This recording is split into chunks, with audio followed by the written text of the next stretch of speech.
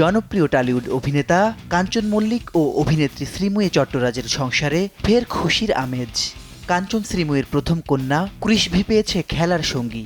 ৫৬ বছর বয়সে তৃতীয়বার বাবা হয়েছেন কাঞ্চন। তবে শ্রীময়ীর সঙ্গে সংসার বাঁধার পর এটি তাদের দ্বিতীয় সন্তান।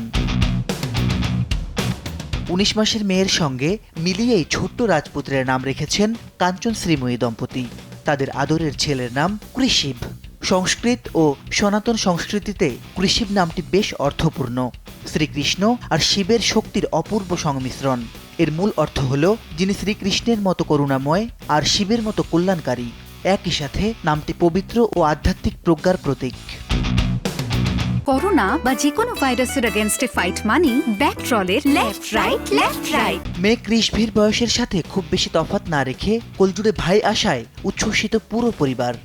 সামাজিক মাধ্যমে কাঞ্চন শ্রীময়ী ম্যাটারনিটি ফটোশুটের ছবি শেয়ার করে যৌথভাবে লিখেছেন, আমাদের হৃদয় এবং আমাদের বাড়ি আরও একটু ভালোবাসায় ভরে উঠল। কৃষ্ভির ছোট ভাই কৃষিভ আজ আমাদের মাঝে এসেছে। আমাদের ছোট্ট পরিবার ৩ থেকে ৪ জনে পরিণত হলো। আমাদের এই নতুন আশীর্বাদকে স্বাগত জানাতে পেরে আমরা অত্যন্ত আনন্দিত। পরিবারে তোমাকে স্বাগতম কৃষিভ। মাসিদ রনো, সময় সংবাদ।